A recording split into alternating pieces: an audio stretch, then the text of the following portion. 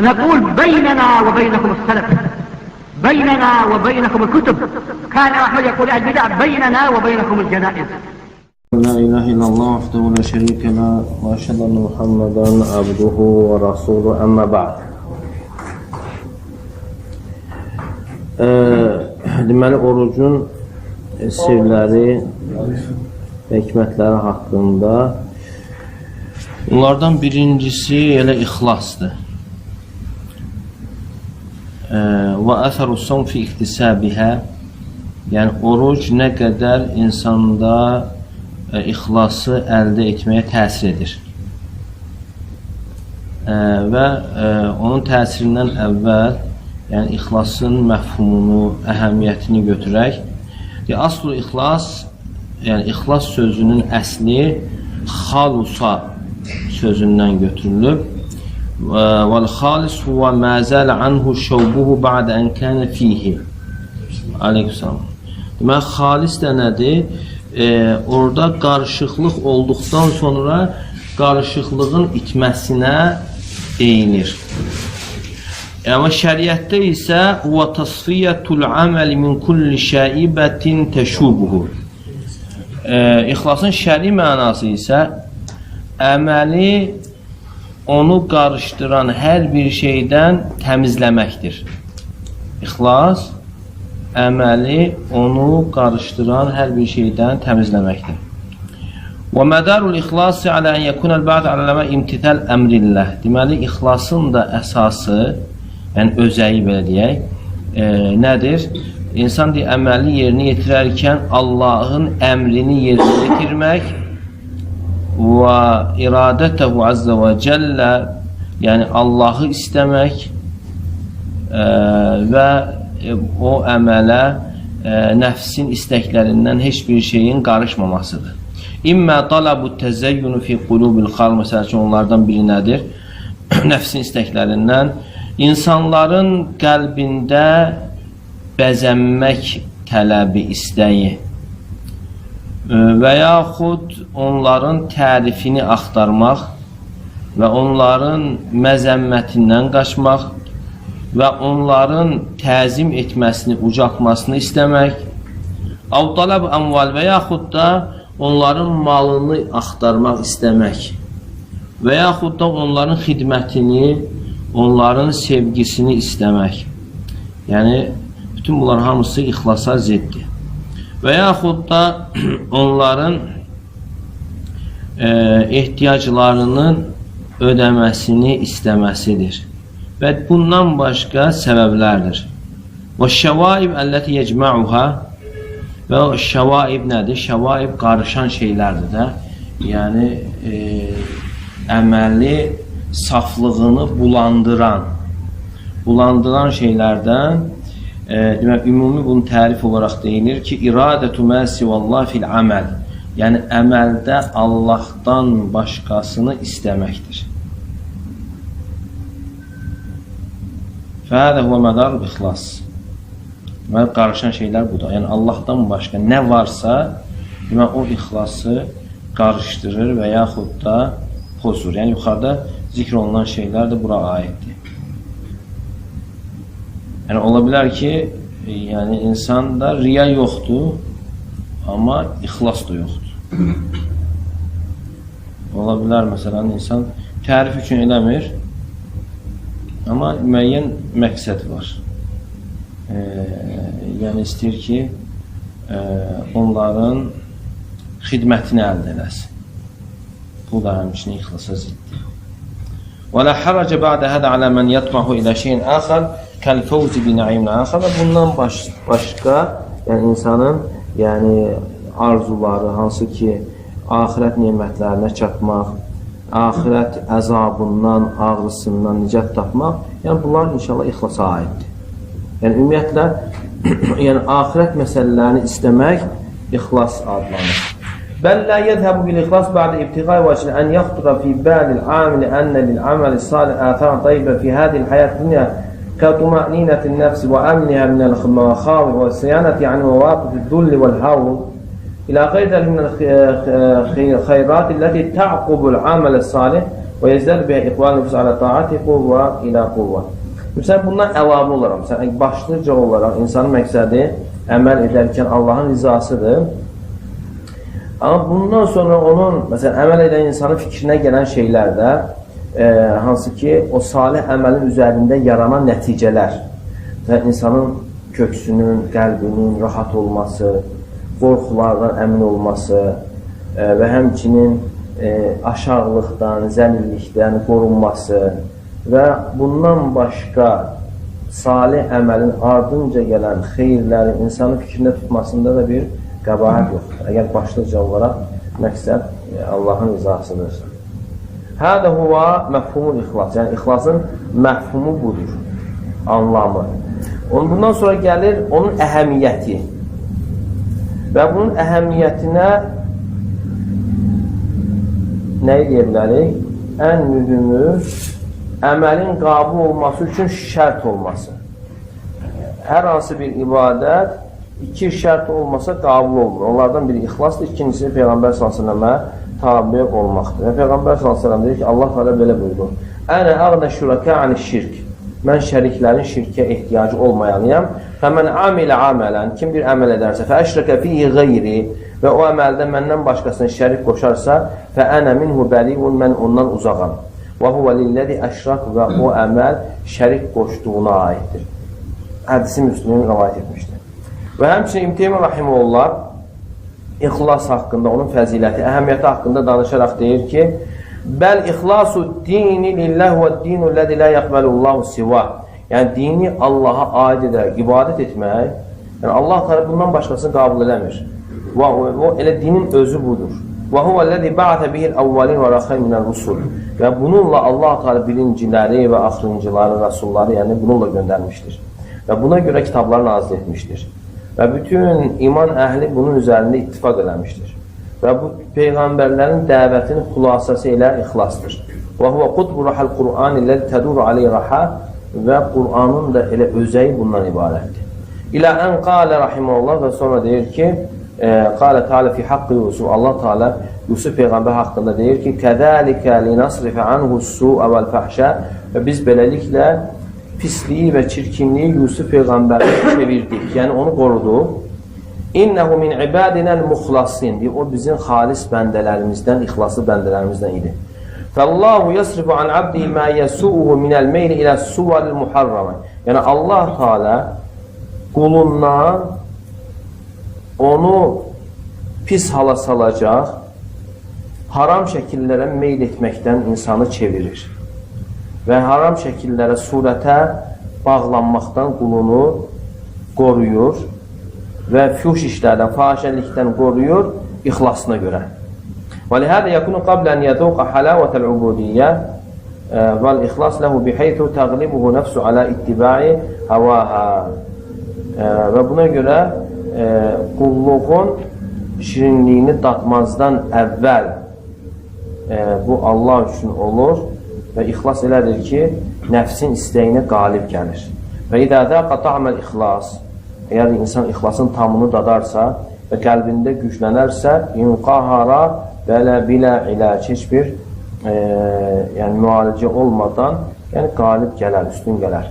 Məaşrə saimin, sonra şeyh buyurur ki, ey oruç tutanlar, hədə huvə məfhumul ixlas və budur, bu da ixlasın məfhumu, anlamı və dəlkə şeyun min əhəmiyyət və fadil və bu da onun əhəmiyyətindən, fəzilətindən bəzi şeylər oldu. Hədə və innə lissaim əthərən azimə fi tərbiyyət-i nüfuz alə fadilət-i ixlas. Və bundan sonra deyil, orucun da yəni insanı ixlas üzərində yetişdirmək üçün, tərbiyələndirmək üçün, ixlası əldə etmək üçün böyük təsiri vardır. Və ələ yura'i fil əməli qeyru vəcihillə və əməllərdə yalnız Allahın rizasını nəzərdə tutmaq üçün. Dəlikmə ənə saymə sumi iman və ihtisabə. Yəni bu da ona görədir ki, oruç tutan insan imanla və ihtisabla tutur.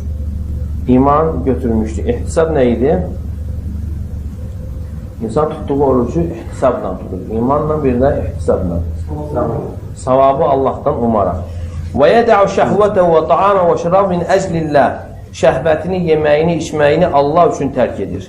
Və eyyü dərsi fil ixlas a'zam min hədəl dərs. Yəni, ixlas mövzusunda da bundan böyük hansı dərs ola bilər? Əgər insan orucu tutduğu zaman imanla və ihtisabla edirsə və şəhvətin, yeməyin, içməyin Allah üçün tərk edirsə, bu özü ixlasdır.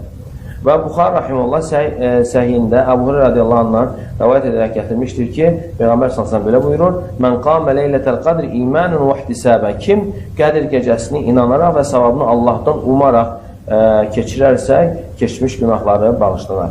İbn Həcər rahimehullah deyir ki, imanən, yəni Allahın savab vədini təsdiq edərək, ihtisaban isə, ihtisab mənası nədir? Allahdan savab umaraq.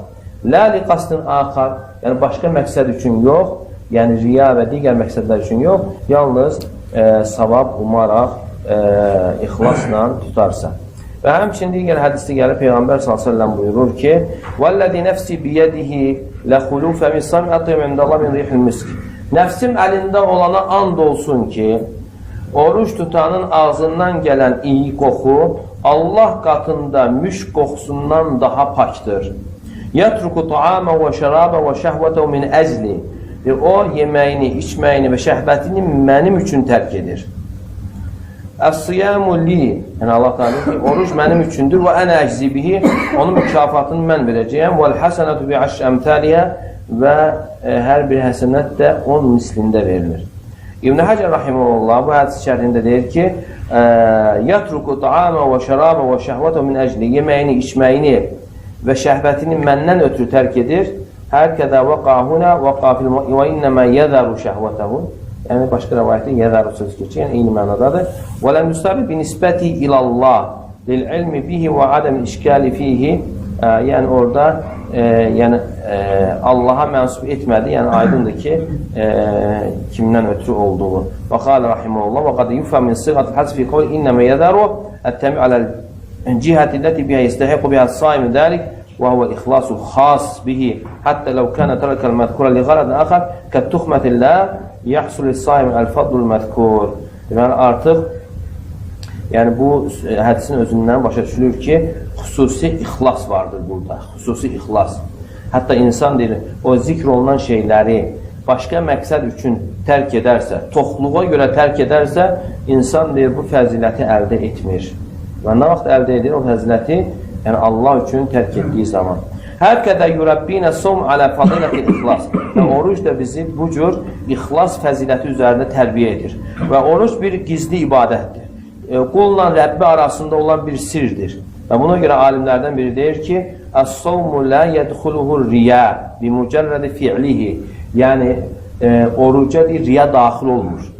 Yəni insan sadəcə orucu tutmaqla oruca riyakarlıq daxil olmur. Və innəmə yədxulu min cihəti ixbari anhu.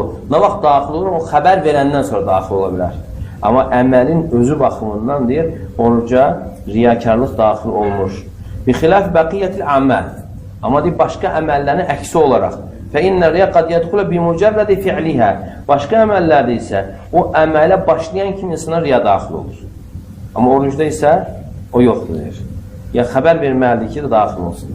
ولا ريب أن الإخلاص من أعظم الخصال وأحمد الخلال إن لم يكن أعظمها وأحمد əməlşək yoxdur ki, ixlas da ən böyük, ən tərifə layiq əməllərdən, xislətlərdən sayılır.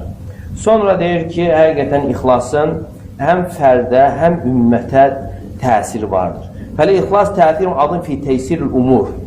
İxlas işlərin asanlaşmasında böyük təsir var ixlasın. فَمَنْ تَعَكَّسَتْ عَلَيْهِ أُمُورُ وَتَضَايَقَتْ عَلَيْهِ مَقَاسِدُ فَلْيَعْلَمْ أَنَّهُ بِذَنْبِهِ أُصِيبٌ. Əgər bir insanın işləri dolaşıbsa, çətinə düşübsə, bilsin ki, etdiyi günahına görə işlər çətinə düşür. وَبِقِلَّةِ إِخْلَاصِ عُقِبَ. Yəni, ixlasının azlığına görə cəzalanıb. وَالْإِخْلَاص هُوَ الَّذِي يَجْعَلُ فِي عَزْمِ الرَّجِلِ مَهْتَانًا. Və ixlas elə bir şeydir ki, insanın, kişinin qətiyyətində mətanət, güclülük yaradır, deyir. وَيَرْبِطُ عَلَى قَلْبِهِ. Yəni, ixlas olanda onun qəlbi də möhkəm olur. فَيَمْضِي فِي عَمَلِ إِلَى أَنْ يَبْلُغَ الْغَايَةِ. Və ixlas olduğu zaman insan, deyir, sonuna qədər davam edir. Və ixlas olanda insan, deyir, əməli axıra dək davam edir. Ona görə, məsələn, alimlər misal gətirir ki, adi elmdə ixlas. Əgər insan elmi öyrənəndə Allah üçün öyrənirsə, son nəfəsə qədər öyrənməlidir. Yox, əgər 1 il, 2 il, 3 il öyrənir, sonra buraxırsa elmin başını, deməli, onun öyrənməsində başqa maraqlar olub. İxlas olunub. İxlas olsaydı, nə edərdi? Bu davamlı olardı. Yəni, axıra qədər, işin sonuna qədər davam edərdi. Çünki ixlasın tərifi elmdə odur ki, insanın özündən cəhaləti qaldırmasıdır. Cəhaləti qaldırmasıdır və ölən ana qədər də bizim qaldıracağımız məsələlər var.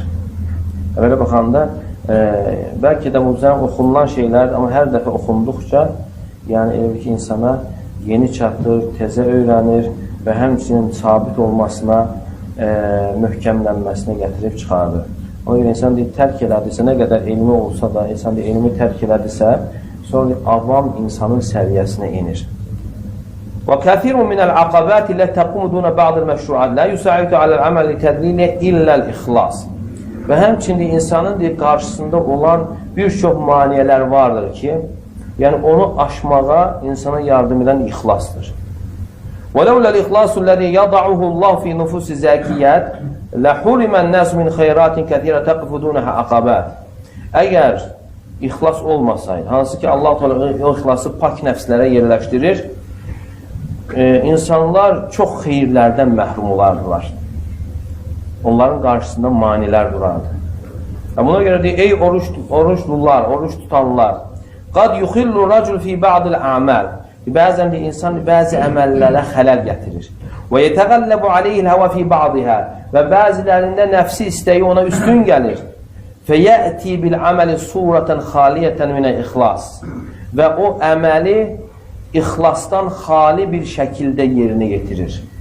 وَالَّذِي يَرْفَعُ الشَّخْصَ إِلَى أَقْصَى دَرَجَاتِ الْفَضْلِ وَالْمَجْدِ إِنَّمَا هُوَ الْإِخْلَاصِ İnsanı ən uca dərəcəyə, şana, şöhrətə qaldıran onun ixlasıdır.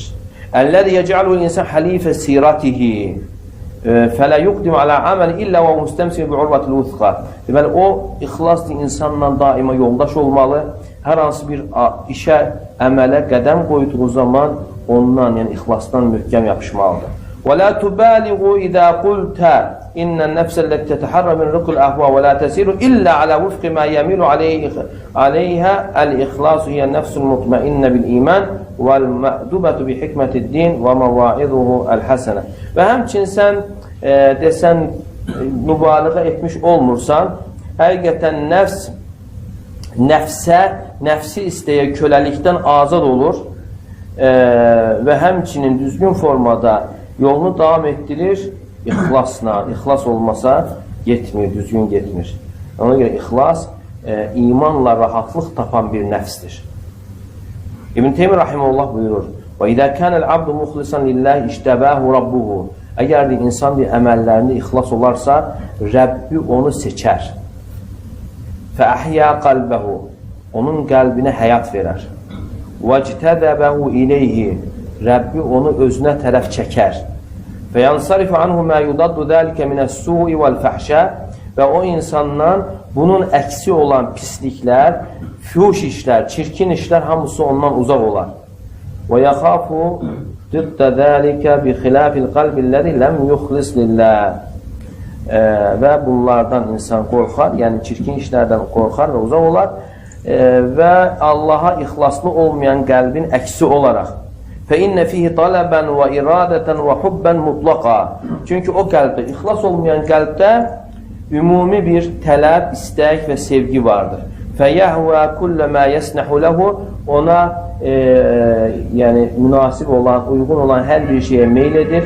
وَيَتَشَبَّكُ بِمَا يَهْوَاهُ كَالْغُسْنُ اَيُّ نَسِيمٍ مَرَّ بِهِ عَطَفًا وَأَمَالًا Və nəfsi istəyin, yəni nəfsinə xoş gələn hər bir şeydən möhkəm yapışır, necə ki mehin qarşısında əsən budaq kimi istədiyi tərəf onu əyir. Və sonra buyurur ki, bu söhbətin ardı var. Allahumma rızqna ixlas fîmə nə'ti və nəzər Allah bizə ixlas nəsib etsin etdiyimiz və tərk etdiyimiz hər bir işdə. وصلى الله وسلم